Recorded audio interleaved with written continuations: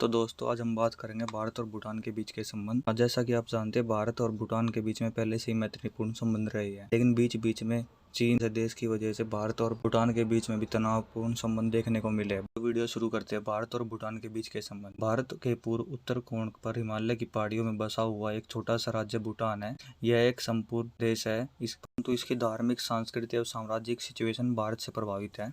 यह राजतंत्रीय देश है, परंतु भारत के संरक्षित राज्य के रूप में इसकी स्थिति वर्षों से है। भारत की आज़ादी के बाद 8 अगस्त 1949 को भारत और भूटान के बीच दार्जिलिंग में एक संधि पर हस्ताक्षर हुए, जिसमें अनेक प्रावधान शामिल थे। काफ़ी लंबे समय तक इस संधि के जारी रहने के बाद भूटान के आग्रह पर 8 फरवरी 2007 को इसमें बदलाव कर दिए गए हैं। इस संधि का उल्लेख में बताया गया है कि भारत और भूटान के बीच की स्थिति स्थायी और शांतिपूर्ण होगी।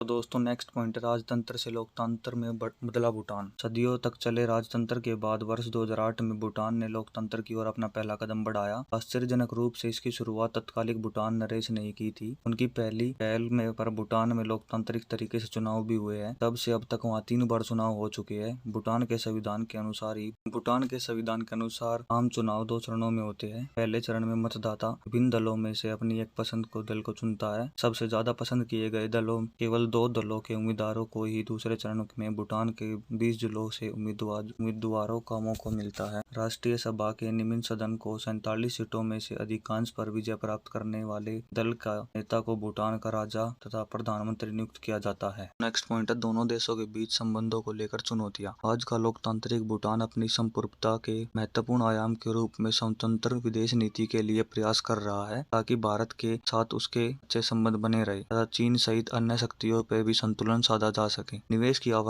की आशंका से अपने उत्तर पूर्व पड़ोसी चीन के प्रति आकर्षण से भूटान इसलिए भी समय को बचाता है क्योंकि भारत से उसके संबंध बेहद विश्वासपूर्ण रहे हैं। लेकिन डोकलाम की घटना के बाद चीन का विस्तारवादी नीति ने दोनों देशों के सामने सीमा सुरक्षा संबंधी चुनौतियां खड़ी कर दी है। चीन भूटान के साथ औपचारिक, राजनीतिक तथा आर्थिक संबंध स्थापित करने का इच्छुक है तथा कुछ हद तक भूटान के लोगों को भी चीन के व्यापार से काफी समर्थन मिल रहा है। इससे आने वाले समय में भारत के लिए कुछ चुनौतियां खड़ी भी हो सकती है। भारत को भूटान की चिंताओं को दूर करने के लिए मजबूती से काम करने की आवश्यकता है, क्योंकि भूटान में चीनी हस्तक्षेप बढ़ने से भारत भूटान के बीच के संबंध द्विपक्षीय नींव कमजोर पड़ने लग गई है। भारत और भूटान के बीच की राजनीतिक रूप से स्थिर होना भारत की सामरिक और कूटनीति राजनीतिक के लिहाज से बेहद महत्वपूर्ण निष्कर्ष। विवादित होकर पिछले कई दशकों से भूटान के साथ संबंध भारत की विदेश नीति का एक स्थायी कारक रहा है। साझा हितों में पारस्परिक रूप से लाभप्रद सहयोग के आधारित अच्छे पड़ोसी के संबंध में यह उत्कृष्ट उदाहरण है। इस बात का प्रतीक है कि दक्षिणी एशिया की साझा नियति है। यही वजह है कि भारत आज परिपक्वता, विश्वास, सम्मान और समझबूझ से निरंतर विस्तृत